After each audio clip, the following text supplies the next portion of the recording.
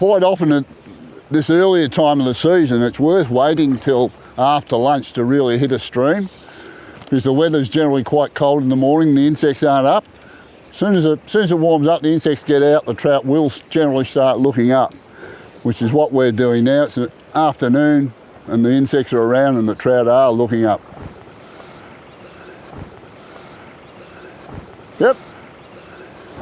Trevor. Oh, he's a nice fish. Oh, he's about the same. I thought he was bigger than that. He's nice though. These are not tiny stream fish, they're good meaty fish. That's a respectable trout, brown trout anywhere. And he took it like there was no tomorrow.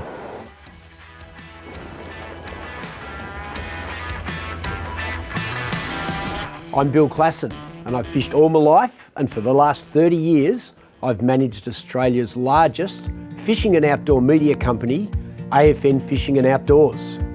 Now, new fisheries have always fascinated me, and I've witnessed success stories from all around Australia.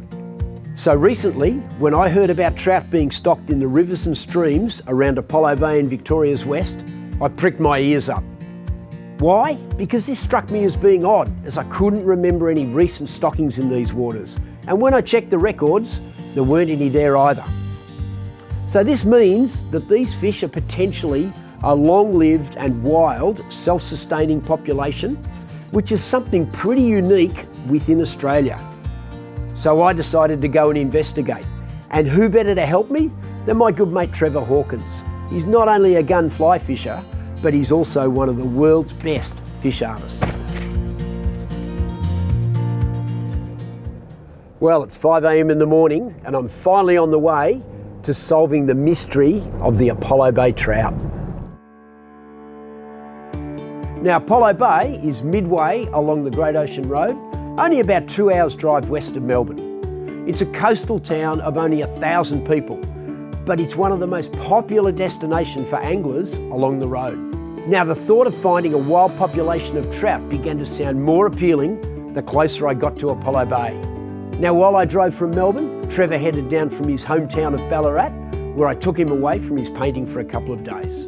I was really looking forward to catching up and using a mix of fly and lure fishing techniques to help us team up and just find out what was going on with this unique local population of trout around Apollo Bay. Well, Trevor, this looks promising. I didn't even know these gems existed. Me either, mate. We're about 10 kilometres out of Apollo Bay at Smythes Creek. This is the Great Ocean Road, the road bridge, and this is the pool. Hundreds of fishermen must drive over this bridge every day. Yes. Mate, I can't wait. Let's go and have a go. We've got the surf just to the back of us.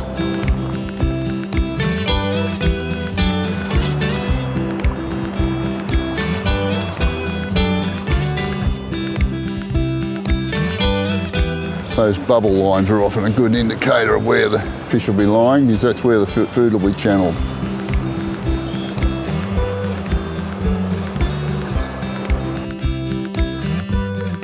Dream, oh, he's got it. Hey! Nice fish. Now, it didn't take long for Trevor to get one of these beautifully marked trout to bite. I quickly learned that these streams are simply picturesque. Mostly they're bouldery, which is what we call freestone. They run hard and cold from the coastal mountains to the sea, often less than 10 kilometres in length. To think that these local fish have been looking after themselves for so many years was quite extraordinary.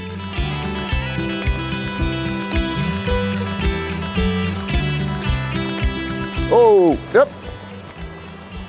Nice little brownie, beautiful. That's better. Took the royal wolf, slashed us as it came past the rock. Just as he'd gone past the boulder, just it drifted past a nice little shoot boulder. Beautiful, look at the spots on this. They're not big, but they're beautiful, and there's heaps of them. Happy with them every day of the week, mate. Just hook that out. Trevor uses trout like these as his inspiration for his colour schemes. He's a fantastic painter, from landscapes to abstracts, and he's one of the world's best fish artists. He's particularly known for his angling art, as well as painting any fish, animal or flora that can be found near a trout stream. He instinctively knows the shape of a fish and always manages to get their colours right, which can be one of the most difficult parts of painting fish. And he's second to none when it comes to putting it on the canvas. Don't fall for the trap, which is a lot of anglers do in these sort of situations, of making 40 and 50 foot casts because they can. It's not a smart fishing move. Keep them short, keep in control, pepper the water.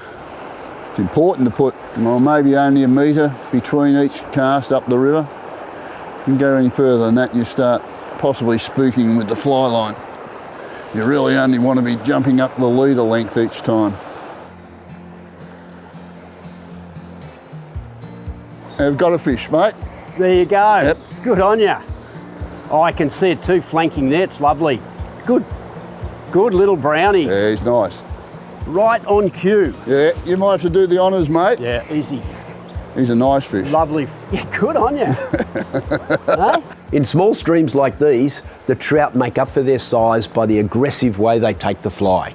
And don't you just love their colours? Some of the most beautiful trout in the whole of Australia. A couple hundred metres from the Great Ocean Road. We're probably 5 k's out from Apollo Bay. Hearing all the tourists driving by down the Great Ocean Road. Exactly. So you can see here, this little brownie's taken the beathead nymph, and Trevor just tied about 40, probably about 50 centimetres of dropper off the bend of his dry fly, and you just watch the fly. Fly goes under, brown trout has taken the nymph, wait 1 second, all over. Good one, Trevor. Thanks, mate. They're not going to get any prettier than that. That is beautiful, and this has surprised me. So close to the ocean, absolutely magic. Okay, mate, off you go. Beautiful. Lucky you've held your end up on the fly, mate. I think it's about time to go and have a look at another creek. Check somewhere else out. Well, there's plenty of them, mate. What did you tell me about? The Carisbrook. Carisbrook. We'll go and have a look at that guy. While trout are not native to Australia, they've been here now for over 150 years. And the trout here in these little creeks could have originated from stockings over 100 years ago. Now, it's natural for trout in their native habitat in the Northern Hemisphere to run between the freshwater and the ocean as part of their natural life cycle. In colder climates such as Tasmania and New Zealand, sea-run trout are prevalent, but there are very few places in mainland Australia where trout are classed as sea runners. Trevor and I continued exploring the creeks and rivers around Apollo Bay, searching for that elusive sea-run trout. Along with being a prime holiday destination, Apollo Bay is a key destination for Victorian anglers. A lot of the fishing around Apollo Bay is boat-based, where you can catch snapper, gummy sharks and King George whiting among the productive offshore reefs. Land-based fishing around the ocean is popular too, whether you're fishing off a pier for squid or heading down to the beach to catch some of the fabulous Australian salmon from the surf. Continuing our search for sea-run trout, Trevor and I made our way to the Carisbrook River just outside of Apollo Bay. Here, we were hoping to hook a trout in some of the best landscape the region has to offer. It was fast becoming apparent that this area had some real gems of small trout streams. And it's hard to fathom that these idyllic trout streams were literally a stone's throw from the Southern Ocean. I was beginning to consider the real possibility that these fish were genuine sea runners. Look at that up there, Bill. Look at the cliff up through there. That's must be where the waterfall is. Yeah.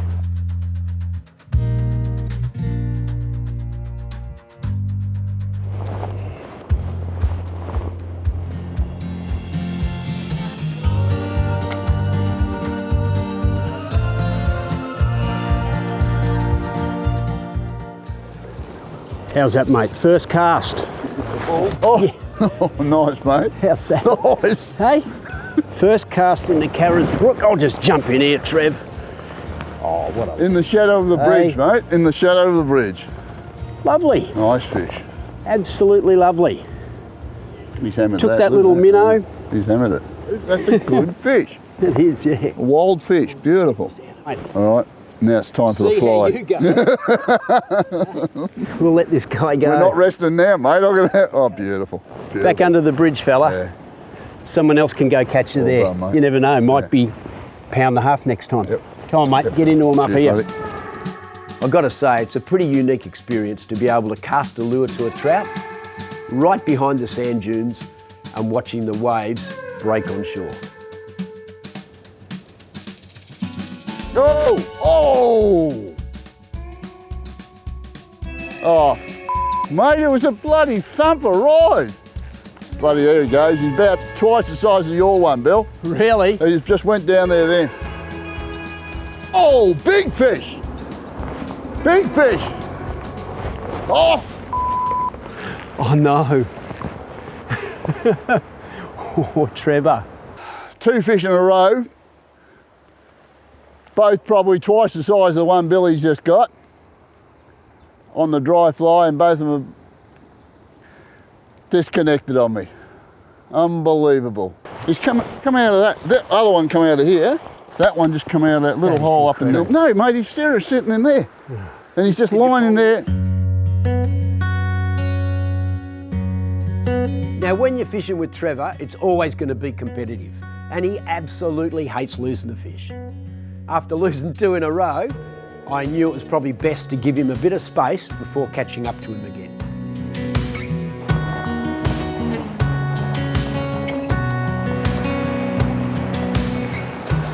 This is a coastal stream, not a meadow stream, a coastal stream.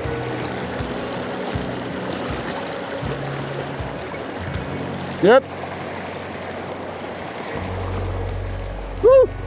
Woo! Oh, look at that for a silver.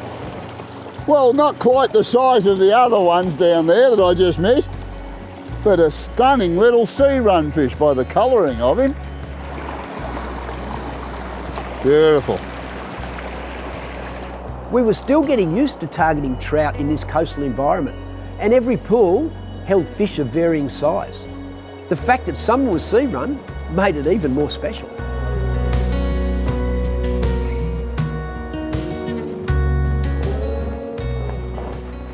Quite often at this earlier time of the season, it's worth waiting till after lunch to really hit a stream, because the weather's generally quite cold in the morning, the insects aren't up.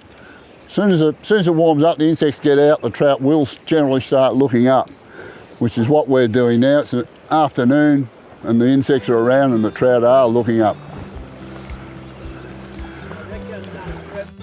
Yep. Trevor. Oh, he's a nice fish. Nice fish.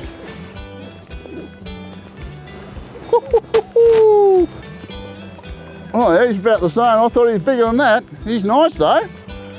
These are not tiny stream fish. They're good, meaty fish. A bit tangled up with the lead of this bloke. They may be small creek, but they're not small fish. That's a respectable trout, brown trout anywhere. And he took it like there was no tomorrow.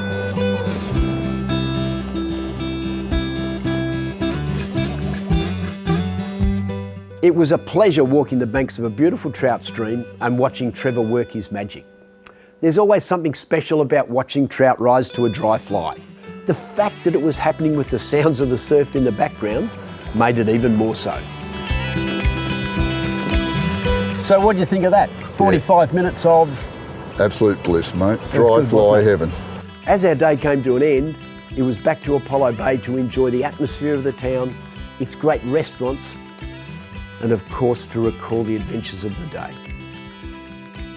Apollo Bay is a beautiful seaside town that offers something for every angler. The harbour, boat access to the ocean with a fantastic boat ramp. The local streams offer fabulous sea run trout, and there's always the possibility of catching an Australian salmon off the beach. And to top it all off, the scenic views are just truly spectacular. I just love learning about fish and fisheries and never tire of finding new horizons. Not knowing what's around the next bend of the river is just totally addictive.